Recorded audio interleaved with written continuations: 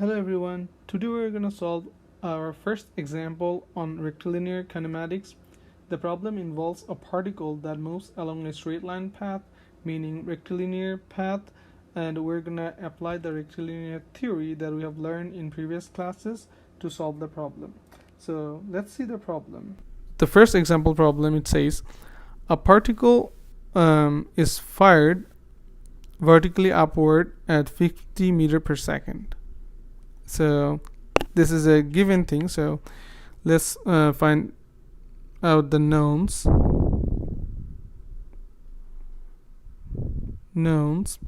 So it's the initial velocity, so u 50 meter per second, and the particle experiences a deceleration, which is opposite of acceleration, that is defined as a equals to 100 over velocity, and unit is meter per second is square. So one thing to notice is that a is not constant, it's a function of velocity. So it's a function of velocity and it's not constant. So these two things are given. So what are the unknowns? I always write the knowns and unknowns on the very right side, so I can start find solution here.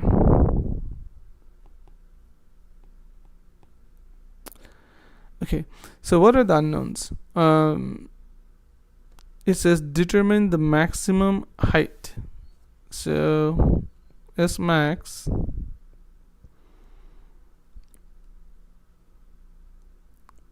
is unknown, which is the maximum height, and reached by the particle, and required time to reach the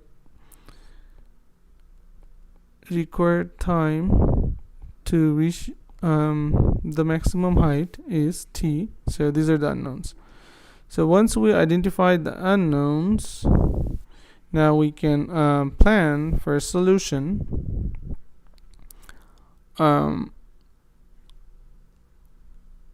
We can also draw a diagram. So its particle is moving upward. The problem is asking what's the maximum the particle can go with the initial velocity of 50. So at that position, at maximum, my final velocity would be 0, and it also asks for the time. So time to reach the final velocity and the distance S max here. So we need this distance.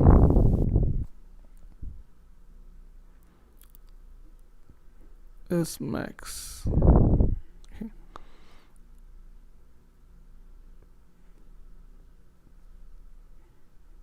Let me write it down. S max. That's what we're looking for. Okay. Now, at the beginning of the solution, we need to think how can I connect my knowns with unknowns. So I have acceleration given, and I'm looking for time and displacement. So one way to start is that I know the definition of acceleration is dv over dt, and I know that a is given as a function of velocity, so I know I have to start with this one. I can start with this one. So I can simplify this as a dt, because I'm looking for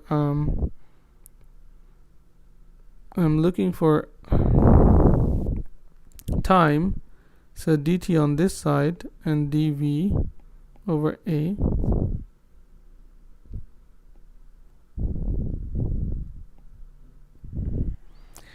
Now if we plug the value, I'll get dt, and we have to do integration to find that, over if I put the value of alpha here, so I get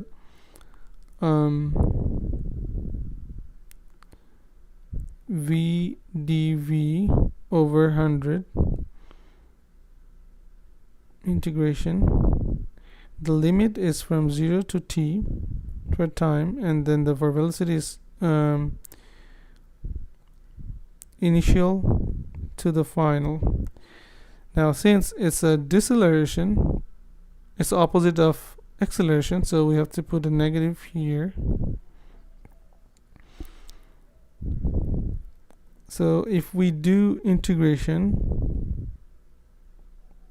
we get t on the left side, and we get negative, because this is negative. If I take 1 over 100, so that's 0, 1. And then for v, it'll be velocity square over 2. The limit would be, upper limit is 0, lower limit is 0. Now t equals to minus negative 0.01 to the 0 square minus u, which is 50 square over 2. If we solve this, then we'll get t equals to 12.5 second. So the time we got positive, and 12.5 looks reasonable, so we got one part of the answer. Required time to reach maximum is 12.5. So we assume the final velocity is 0 because when it reaches the maximum, at that point the final velocity would be 0. So next we need to solve for the maximum height, and how can we connect maximum height with the given function, which is acceleration. So we have the definition of acceleration is dv over dt, but this doesn't have any s, which is distance. So we need to recall another definition of velocity, which is ds over dt. So now if we can simplify and plug the value from this equation of dt here, we can get acceleration a equals to dv, and for dt we get ds over v. So this gives us a ds equals to v dv. Now this is the equation we also derived in our previous theory class, so you can always go back and check. But once we have this, now we can connect our displacement s with a function of acceleration a, and we're ready to do our integration. So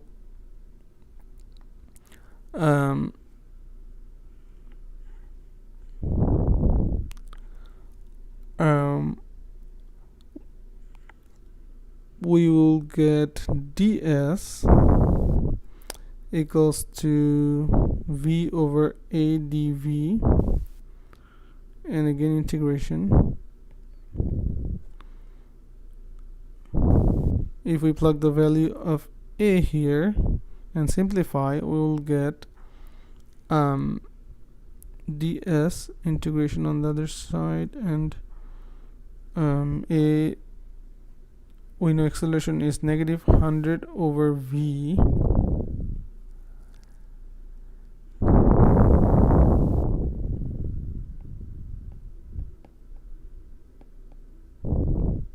dv.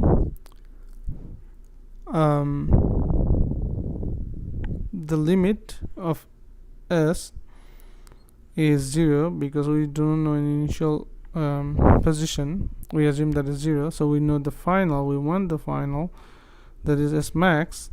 Initial velocity is 0, final velocity, initial velocity is u, I'm sorry, and the final velocity is 0. So if we solve this, we get S on the left hand side, which is the S max. On the right hand side, we get negative 0.01 and v squared dv u to 0, which gives us negative 0.1 v to the power cube over 3 from 0 to 50. So if we solve here, we get 50 to the power cube. Let me clear this. 0 because velocity is 0, so negative minus 50 cube over 3. If we solve this, we'll get S max as 416.67 meter. So this is our S max.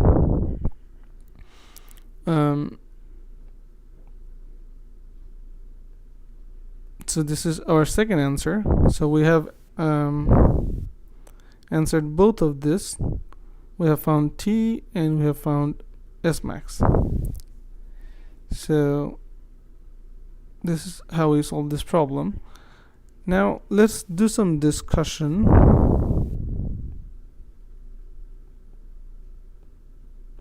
on the problem so that we can understand the problem better and we can use this understanding to solve other different problems.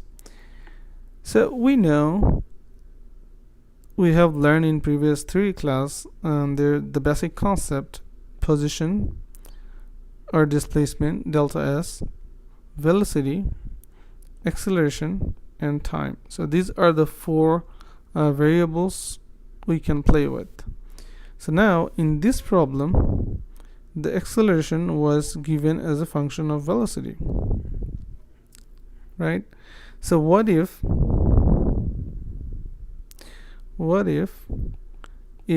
the acceleration was defined as a function of time or as a function of distance or displacement? What should be our approach to solve the problem? Well, since for this case, for the first scenario, acceleration is given as a function of time, so we can still start with a equals to dv over dt and solve as a dt dv, and we can perform integration on those because a is a function of time, so it will be perfect with this, and then we can go for solution. Now for this one, a is a function of s, displacement. We have to connect acceleration with displacement to solve the problem. We cannot use the definition to start our solution. We can use the equation that we just derived, this equation that connects a with function of s, so we can have function of s ds, which is good for integration, and v dv. So this will be our plan to start solution for if acceleration is defined as a function of distance or displacement s. So this is the solution of the first problem.